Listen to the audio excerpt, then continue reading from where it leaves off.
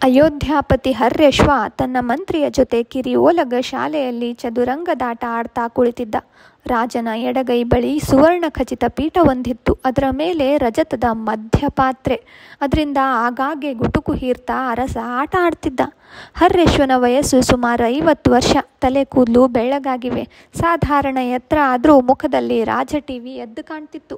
ಹುಟ್ಟಿದ್ದುದು ಕೆಂಪು ರೇಷ್ಮೆ ಪಂಚೆ, ಮೈ ಮೇಲೊಂದು ಬಿಳಿಯ ಉತ್ತರೀಯ, ಕೈಯಲ್ಲಿ ಕಡಗ, ತೋಳುಬಂದಿ, ತಲೆಯಲ್ಲಿ ಕಿರೀಟ ಇರಲಿಲ್ಲ.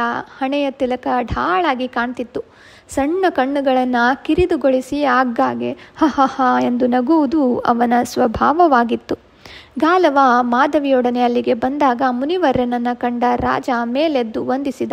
ಅರ್ಘ್ಯಪಾದ್ಯಾದಿಗಳಾದ ಮೇಲೆ ರಾಜ ಮಾಧವಿಯನ್ನು ಅರಳಿದ ಕಣ್ಣುಗಳಿಂದ ನೋಡ್ತಾ, ಈ ಕಣ್ಣೇ ಯಾರು ಎಂದು ಪ್ರಶ್ನಿಸಿದ. ಈತನೇ ಹರ್ಯಶ್ವ ಮಹಾರಾಜನೇ. ಇವನಿಗೆ ತನ್ನ ತಂದೆಯ ವಯಸ್ಸಿರಬಹುದು. ಮಾಧವಿಯ ಕಣ್ಣುಗಳಲ್ಲಿ ನೀರು ತುಂಬಿಕೊಂಡಿತು. ಇವಳು ಚಂದ್ರವಂಶದ ಯಯಾತಿ ಮಹಾರಾಜನ ಮಗಳು. ಗುರುದಕ್ಷಿಣೆ ಪಡೆಯಲೆಂದು ರಾಜ ಇವಳನ್ನು ನನಗೆ ದಾನ ಮಾಡಿದ್ದಾನೆ. ಹರ್ಯಶ್ವ ಮತ್ತೆ ಮತ್ತೆ ಮಾಧವಿಯನ್ನು ನೋಡ್ದ. ಮುನಿವರ್ಯ, ಈ ಕನ್ಯೆಯನ್ನು ನೋಡಿದಾಕ್ಷಣ ಇವಳಲ್ಲಿ ಮೋಹಿತನಾಗಿದ್ದೇನೆ. ಕನ್ಯಾಶುಲ್ಕವೆಂದು ಎಷ್ಟು ಧನಕನಕ ಬೇಕು ಹೇಳಿ, ಕಡೆಗೆ ನನ್ನ ರಾಜ್ಯವನ್ನೂ ಸಹ ನಿಮಗೆ ಕೊಟ್ಟು ಬಿಡ್ತೇನೆ. ರಾಜನಿಗೆ ಮಧ್ಯದ ಅಮಲು ಏರಿದೆ ಎಂದು ಯುಕ್ತಾಯುಕ್ತ ಯೋಚನೆ ಇಲ್ಲದೆ ಮಾತನಾಡುತ್ತಿರುವನೆಂದು ಮಂತ್ರಿಗೆ ಹೊಳೆಯಿತು. ಈ ರಾಜ ತುಂಬ ಐಶ್ವರ್ಯನೆಂತ ಎಂದು ಕಾಣ್ತದೆ. ಬಹುಶಃ ಇವನಿಂದ ನನ್ನ ಕೆಲಸ ಈಡೇರ್ತದೆ ಎಂದು ಖುಷಿಗೊಂಡು ಗಾಲವ ಹೇಳಿದ. ಮಹಾರಾಜ, ರಾಜವನ್ನಿಟ್ಟುಕೊಂಡು ನಾನೇನು ಮಾಡಲಿ? ನನಗೆ ಧನಕನಕ ಯಾವುದೂ ಬೇಡ. ಮೈಯೆಲ್ಲ ಬೆಳ್ಳಗೂ, ಒಂದು ಕಿವಿ ಮಾತ್ರ ಕಪ್ಪಾಗಿಯೂ ಇರುವ 800 ಕುದುರೆ ಕೊಟ್ಟು ಬಿಡು ಸಾಕು. ಆಗ ಇವಳು ನಿನ್ನವಳಾಗ್ತಾಳೆ. ಹರ್ಯಶ್ವ ಹ ಎಂದು ಮತ್ತೆ ನಕ್ಕು. ಇಷ್ಟೇ ತಾನೇ ಮಂತ್ರಿಗಳೇ, ನಮ್ಮ ಅಶ್ವಶಾಲೆಯಲ್ಲಿ ಅಂಥ ಕುದುರೆಗಳು ಇವೆಯೋ ಎಂದು ಆಜ್ಞಾಪಿಸಿದ. ಇದ್ದ ಹಾಗೆ ಕಾಣಿಸಲ್ಲ, ನೋಡೋಣ ಎಂದುಕೊಳ್ಳುತ್ತಾ ಮಂತ್ರಿ ಹೊರಗೆ ಹೋದ. ಹರ್ಯಶ್ವ ಮಾಧವಿಯ ಹತ್ತಿರ ಬರುತ್ತಾ, ಸುಂದರಿ, ನಿನ್ನ ಹೆಸರೇನು ಎಂದು ಕೇಳಿದ. ಅವನ ಬಾಯಿಂದ ಹೊರಬರ್ತಿದ್ದ ಮದ್ಯದ ವಾಸನೆಯೂ ದೇಹದ ಬೆವರು ವಾಸನೆಯೂ ಬಡಿದು ಮಾಧವಿಯ ಹೊಟ್ಟೆ ತೊಳಸಿದ ಹಾಗಾಯಿತು. ಮಾಧವಿ ಉತ್ತರಿಸುವುದನ್ನು ಕಂಡು ಗಾಲವನೇ ಹೇಳಿದ. ಲೋಕೋತ್ತರವಾದ ಹೆಸರು. ಈ ನಾರುಡಿಗಳಲ್ಲೇ ಇಷ್ಟು ಸೊಬಗಿಯಾಗಿ ಕಾಣುವ ಇವಳು ಚಂದೊಳ್ಳೆ ಬಟ್ಟೆಗಳಲ್ಲಿ ಹೇಗೆ ಕಾಣುವಳು ಎಂದು ರಾಜ ಬಾಯಿ ಚಪ್ಪರಿಸಿದ. ಮಾಧವಿಗೆ ಆ ಮಾತು ಕೇಳಿ ಅಸಹ್ಯ ಆಯಿತು. ಮುನಿಗಳೇ, ನೀವು ವಿಶ್ರಮಿಸಿಕೊಳ್ಳಿ. ಯಾರಲ್ಲಿ ಎಂದ ರಾಜ. ಪ್ರತಿಹಾರಿಯೊಬ್ಬಳು ಬಾಗಿಲಲ್ಲಿ ಕಾಣಿಸಿಕೊಂಡಳು. ಈ ರಾಜಕುಮಾರಿಯನ್ನು ಅಂತಃಪುರಕ್ಕೆ ಕರೆದುಕೊಂಡು ಹೋಗಿ ಸ್ನಾನ ಮಜ್ಜನ ಮಾಡಿಸಿ ರಾಜ್ಯಯೋಗ್ಯವಾದೂದು ಕೂಲಗಳಿಂದ ಅಲಂಕರಿಸಬೇಕೆಂದು ರಾಜಾಜ್ಞೆ ಆಗಿದೆ ಎಂದು ಹೇಳು. ಮಾಧವಿ ಗಾಲವನ ಕಡೆ ತಿರುಗಿದಳು. ಹೋಗು ಎಂದಾವ. ಅವಳು ಅತ್ತ ಹೋದ 1-2 ಕ್ಷಣದೊಳಗೆ ಮಂತ್ರಿ ವಾಪಸ್ಸು ಬಂದು, ಮಹಾಸ್ವಾಮಿ, ವಿಚಾರಿಸಿದೆ. ನಮ್ಮಲ್ಲಿ ಅಂಥಾಶ್ವಗಳು 200 ಮಾತ್ರ ಇವೆ. ರಾಜನ ಮನಸ್ಸಿಗೆ ಅತೀವ ಬೇಸರವಾಯಿತು. ಈಗೇನು ಮಾಡೋಣ? ಈ ಕನ್ಯೆಯನ್ನು ಬಿಡಲು ಮನಸ್ಸಾಗುವುದಿಲ್ಲ. ಗಾಲವನ ಮುಖದಲ್ಲಿ ಚಿಂತೆ ಕವಿಯಿತು. ಮಾಧವಿಯನ್ನು ಇಲ್ಲಿ ಬಿಟ್ಟು ಗುರುದಕ್ಷಿಣೆ ತೆಗೆದುಕೊಂಡು ವಿಶ್ವಾಮಿತ್ರನಿಗರ್ಪಿಸಿ ಕಾಡಿಗೆ ಹೋಗಿ ತಪಸ್ ಮಾಡ್ತಾ ಕುಳಿತುಕೊಳ್ಳುವುದು ಎಂದು ಯೋಚಿಸಿದವನಿಗೆ ಮತ್ತೆ ತಲೆನೋವು. ಇದ್ದಕ್ಕಿದ್ದಂತೆ ಹರ್ಯಶ್ವ ಮತ್ತೆ ಎಂದು ನಕ್ಕು, ಒಂದು ಯುಕ್ತಿ. ಮಾಧವಿಯಲ್ಲಿ ನಾನು ಯಥೇಚ್ಛವಾಗಿ ಕಾಮಸುಖ ಸವಿದು ಪುತ್ರ ಸಂತಾನ ಪಡೆಯುತ್ತೇನೆ. ಅನಂತರ ಅವಳನ್ನು ನಿಮಗೆ ವಾಪಸ್ಸು ಕೊಡುವೆ.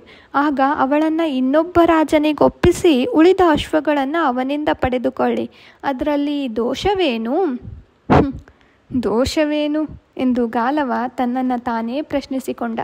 ಇದು ದೋಷ ಎಂದು ಒಂದು ಕ್ಷಣ ಅನಿಸಿತು. ಮರುಕ್ಷಣ ಇದು ದೋಷವಾದರೆ ಬೇರೆ ದಾರಿ ಏನು ಎಂಬ ಯೋಚನೆ ಬಂತು. ಒಂದು ವೇಳೆ ಮಾಧವಿಯನ್ನು ಇಲ್ಲಿಂದ ಕರೆದೊಯ್ದರೆ ಮುಂದಿನ ರಾಜ್ಯದಲ್ಲಿ ಕುದುರೆಗಳು ಸಿಕ್ಕುವ ಭರವಸೆ ಏನು ಎಂಬ ಚಿಂತೆ ಆವರಿಸಿತು. ಒಬ್ಬನೇ ರಾಜನಲ್ಲಿ ಇವೆಲ್ಲ ಸಿಕ್ಕಿದ್ದರೆ ಚೆನ್ನಾಗಿತ್ತು.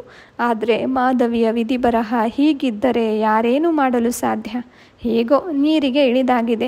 ಇನ್ನೂ ಚಳಿ ಎನ್ನಲಾದೀತೆ.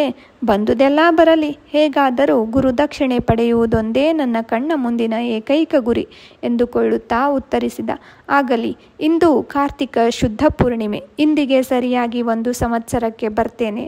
ಆಗ ಮಾಧವಿಯನ್ನು ನನಗೊಪ್ಪಿಸಬೇಕು. ಸರ್ವಾಲಂಕೃತಳಾದ ಮಾಧವಿ ಶಯನ ಮಂದಿರದಲ್ಲಿ ಪೀಠವೊಂದರ ಮೇಲೆ ಕುಳಿತಿದ್ದಳು. ಸುವಾಸಿತ ತೈಲಗಳ ದೀಪಗಳು ಮಂದವಾಗಿ ಉರಿಯುತ್ತಿದ್ದವು. ಸುತ್ತಲೂ ಸುಗಂಧ ಪರಿಮಳ, ಧೂಪದ ನವಿರು ಸುವಾಸನೆ. ಮಾಧವಿಯ ಮನಸ್ಸು ಮಾತ್ರ ಅಂತರ್ಮುಖಿ. ತನ್ನ ಸ್ವಯಂವರದ ನೆನಪು. 100 ಜನ ರಾಜಕುಮಾರರು ನೆರೆದಿದ್ದಾರೆ. ಅವರಲ್ಲಿ ಅತಿ ಸುಂದರಾಂಗನೂ ತೇಜಸ್ವಿಯೂ ಆದವನಿಗೆ ತಾನು ಮಾಲೆ ಹಾಕುತ್ತೇನೆ. ಅವನ ಕೈ ಹಿಡಿದು ಅಗ್ನಿ ಪ್ರದಕ್ಷಿಣೆ ಮಾಡಿ ವಧುವಾಗಿ ರಾಜಕುಮಾರನ ಊರಿಗೆ ಪಲ್ಲಕ್ಕಿಯಲ್ಲಿ ಹೋಗುತ್ತೇನೆ. ಅಲ್ಲಿ ಸೆಜ್ಜೆ ಮನೆಯಲ್ಲಿ ಪ್ರಿಯತಮನಿಗಾಗಿ ಕಾದು ಕುಳಿತ ತಾನು. ಗೆಜ್ಜೆಗಳ ಶಬ್ದವಾದಂತಾಗಿ ಮಾಧವಿ ಗಾಬರಿಯಿಂದ ತಲೆ ಎತ್ತಿ ನೋಡಿದಳು. ಯಾರೂ ಇಲ್ಲ. ಸ್ಫಟಿಕದ ಶಯನ ಮಂಟಪಕ್ಕೆ ಕಟ್ಟಿದ್ದ ಕಿರುಗೆಜ್ಜೆಗಳು ಗಾಳಿಗೆ ಮೆಲ್ಲನೆ ಉಲಿದಿದ್ದವು.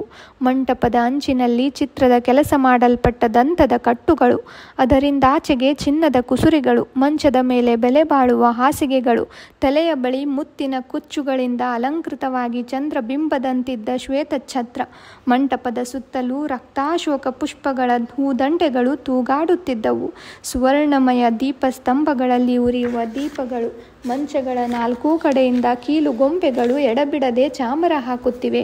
ಹಂಸತೂಲಿಕಾ ತಲ್ಪದ ಮೇಲೆ ಅಂಚೆ ದುಪ್ಪುಳ, ಹಾಸಿನ ಮೇಲೆ ಲಾವಂಚದ ಬೀಸಣಿಗೆಗಳು. ಮಂಚದೊತ್ತಿನಲ್ಲಿ ಸುವರ್ಣ ಪಾತ್ರೆಗಳಲ್ಲಿ ತುಂಬಿಸಿಟ್ಟ ಪರಿಪಕ್ವವಾದ ಫಲಗಳು, ಪಾನಗಳು, ವಿಳೆಯದೆಲೆಗಳು, ತಟ್ಟೆಗಳು, ಪರಿಮಳದ ವಸ್ತುಗಳಿಂದ ಕೂಡಿದ ಹರಿವಾಣಗಳು. ಮಹಾಸ್ವಾಮಿಗಳು ಬೀಜಯ ಮಾಡುತ್ತಿದ್ದಾರೆ ಎಂದು ಪ್ರಹರಿಯ ಕೂಗು ಮಾಧವಿಯ ಕಿವಿಗಳು ನಿಮಿರುವಂತೆ ಮಾಡಿದವು. ಅವಳು ನೆಟ್ಟಗೆ ಕುಳಿತಳು. ಕಣ್ಣುಗಳು ಮಾತ್ರ ಬಾಗಿಲನ್ನು ಮುಚ್ಚಿ ಒಳಗೆ ಬಂದ ದೃಢವಾದ ಹೆಜ್ಜೆಗಳನ್ನು ನೋಡಿದವು. ಚಂದನಾನುಲೇಪನದಿಂದ ಸಿಂಗರಿಸಿಕೊಂಡ ಮಹಾರಾಜ ಹರ್ಯಶ್ವ ಬಿಳಿಯ ಕೂದಲನ್ನುಟ್ಟು ಅದೇ ವರ್ಣದ ಉತ್ತರೀಯವನ್ನು ಹೆಗಲ ಮೇಲೆ ಹಾಕಿಕೊಂಡಿದ್ದ. ಹೆಚ್ಚಿನ ಆಭರಣಗಳನ್ನು ರಾಜ ಧರಿಸಿರಲಿಲ್ಲವಾದುದರಿಂದ ಅವನ ದಪ್ಪಗಿನ ಹೊಟ್ಟೆ ಎದ್ದು ಕಾಣ್ತಿತ್ತು. ಅವನ ಕಣ್ಣುಗಳಲ್ಲಿ ಮಾಧವಿಯ ಸೌಂದರ್ಯವನ್ನು ಕಬಳಿಸುವ ಕಾಮಾತುರವಿತ್ತು. ಮಾಧವಿ ಎದ್ದು ನಿಂತಳು. ಆದರೆ ತಲೆಯನ್ನು ಮೇಲೆತ್ತಿ ರಾಜನನ್ನು ಅವಳು ನೋಡಲಿಲ್ಲ. ಹರ್ಯಶ್ವ ಹತ್ತಿರವಿದ್ದ ಪಾನ ಪಾತ್ರೆಯಿಂದ ಪಾನವನ್ನು ಬಗ್ಗಿಸಿಕೊಂಡು ಕುಡಿದ. ಅನಂತರ ಹಾಸಿಗೆಯ ಮೇಲೆ ಕುಳಿತ. ಎಲ್ಲಿ, ಹತ್ತಿರ ಬಾ ಎಂದು ಕರೆದ. ಶಿಲಾಮೂರ್ತಿಯಂತೆ ಮಾಧವಿ ಅವನ ಹತ್ತಿರ ಬಂದಳು. ರಾಜ ಅವಳನ್ನೆಳೆದು ತನ್ನ ಪಕ್ಕದಲ್ಲಿ ಕೂಡಿಸಿಕೊಂಡ. ನಿನ್ನ ಮುಂದೆ ಅಪ್ಸರೆಯರು ಸುಳ್ಳು ಎಂದ. ಅದಕ್ಕೂ ಮಾಧವಿಯಿಂದ ಉತ್ತರವಿರಲಿಲ್ಲ. ರಸಿಕನಾದ ರಾಜ ಅವಳ ತಲೆ ನೇವರಿಸಿದ, ಬೆನ್ನ ಮೇಲೆ ಕೈ ಆಡಿಸಿದ. ಅವಳು ಮಾತ್ರ ಕಲ್ಲು. ಯಾಕೆ, ಬೇಸರಾನ? ಇಲ್ಲಿ ನೋಡು, ನನ್ನನ್ನು ಪ್ರೀತಿಸ್ತೀಯಾ? ಹೇಳು. ಪ್ರೀತಿ ಅಂದರೇನು? ತಾರುಣ್ಯಕ್ಕೆ ಯೌವನ ಜೋಡಿಯಾಗಬೇಕು, ಮನಸ್ಸುಗಳು ಒಂದಾಗಬೇಕು. ಎರಡೂ ಇಲ್ಲದಾಗ? ನನಗೆ ಗೊತ್ತಿಲ್ಲ, ಬರೀ ಮಗು, ಏನೂ ಗೊತ್ತಿಲ್ಲ ಎಂದು ರಾಜ ನಗುತ್ತಾ ಅವಳನ್ನು ತೋಳಲ್ಲಿ ಬಿಗಿದು ಚುಂಬಿಸಿದ. ನನ್ನನ್ನು ನೋಡಿದರೆ ನಿನಗೇನನಿಸುತ್ತೆ? ನಿಜ ಹೇಳಬೇಕೆಂದರೆ ನನ್ನ ತಂದೆಯನ್ನು ನೋಡಿದ ಹಾಗಾಗುತ್ತೆ. ಏನೂ ಅನಿಸೋಲ್ಲ. ಪ್ರೀತಿಸೋದನ್ನು ಕಲಿತ್ಕೋಬೇಕು ಹುಚ್ಚುಡುಗಿ. ಅದು ತನ್ನಿಂದ ತಾನೇ ಬರೋದಿಲ್ಲ. ಎಲ್ಲಿ, ಹತ್ರ ಬಾ, ನಾನು ಹೇಳಿಕೊಡ್ತೀನಿ. ಹರ್ಯಶ್ವ ಅವಳನ್ನು ಹಾಸಿಗೆಯ ಮೇಲೆ ನೂಕಿದ. ಅವಳ ಸ್ತನಗಳಿಗೆ ಕೈ ಹಾಕಿದ. ಮಾಧವಿ ನರಳುತ್ತಾ ಕಣ್ಮುಚ್ಚಿಕೊಂಡಳು. ರಾತ್ರಿ ಕಳೆದು ಬೆಳಗಾಯಿತು. ಮತ್ತೆ ಹಗಲು ಇರುಳಾಯಿತು. ಮಾಧವಿಗೆ ಮಾತ್ರ ಹಗಲು ಇರುಳುಗಳಲ್ಲಿ ವ್ಯತ್ಯಾಸವೂ ಕಾಣುತ್ತಿರಲಿಲ್ಲ. ಸದಾ ಮನಸ್ಸಿಗೆ ಕವಿದ ಮ್ಲಾನತೆ. ಬೆಳಕಿನ ಹೊತ್ತು ದಾಸಿಯರು ವಾದ್ಯಗಳನ್ನು ನುಡಿಸಿ ರಂಜಿಸುತ್ತಾರೆ. ಬೇಸರವಾದರೆ ಸುತ್ತಾಡಲು ಉದ್ಯಾನವನವಿದೆ. ಆದರೆ ಮಾಧವಿಗೆ ಮಾತ್ರ ಯಾವುದೂ ಬೇಡ. ಮಾತನಾಡಿದರೆ ಸಖಿ ಕನಕಾಂಬರಿಯೊಬ್ಬಳೊಂದಿಗೆ ಮಾತ್ರ. ಅವಳು ಚಾರುನೇತ್ರೆಯಷ್ಟು ಸುಂದರಿಯಲ್ಲ, ಆದರೆ ಸಹೃದಯಿ. ಕಂಡು ಕೆಲವೇ ದಿನಗಳಾದರೂ ಮಾಧವಿಯ ಬಗ್ಗೆ ಅವಳಿಗೆ ಅಂತಃಕರಣ. ಒಂದು ರಾತ್ರಿ ಮಾಧವಿಗೆ ಇದ್ದಕ್ಕಿದ್ದ ಹಾಗೆ ಗಾಲವರ ನೆನಪಾಯಿತು. ಗಾಲವ ಮುನಿಗಳು ಎಲ್ಲಿದ್ದಾರೆ ಎಂದು ಅವಳು ಹರ್ಯಶ್ವನನ್ನು ಕೇಳಿದಳು. ಅವರು ಕಾಡಿಗೆ ಆ ಹೊತ್ತೇ ಹೊರಟು ಹೋದರು. ಯಾಕೆ? ನನಗೆ ಹೇಳಿ ಹೋಗಲಿಲ್ಲವಲ್ಲ, ಅದಕ್ಕೆ ಇನ್ನೂ ಅರಮನೆಯಲ್ಲಿದ್ದಾರೇನೋ ಅಂತ ಕೇಳಿದೆ. ಮತ್ತೆ ಬರುತ್ತಾರಲ್ಲ, ಅದಕ್ಕೆ ಹೇಳಿ ಹೋಗಲಿಲ್ವೇನೋ.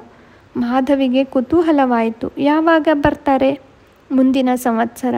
ಗಾಲವರು ಮತ್ತೆ ಯಾಕೆ ಬರ್ತಾರೆ ಎಂಬ ಅವಳ ಪ್ರಶ್ನೆ ನಾಲಿಗೆಯ ತುದಿವರೆಗೂ ಬಂದಿತ್ತು. ಆದರೆ ಆತನಿಗೂ ತನಗೂ ಇನ್ನೂ ಸಂಬಂಧವಿಲ್ಲ ಎನಿಸಿ ಪ್ರಶ್ನೆ ಅಲ್ಲಿಯೇ ಒಣಗಿತು.